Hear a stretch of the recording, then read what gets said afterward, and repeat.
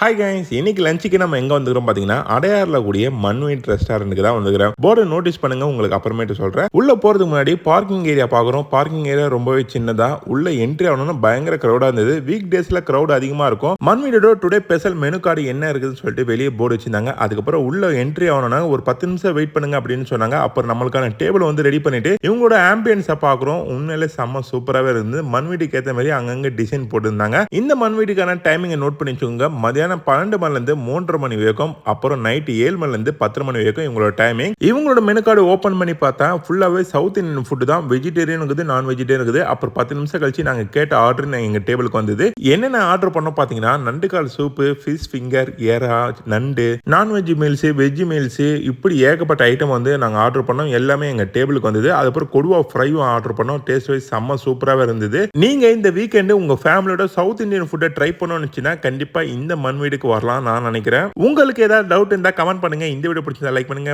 பாய்.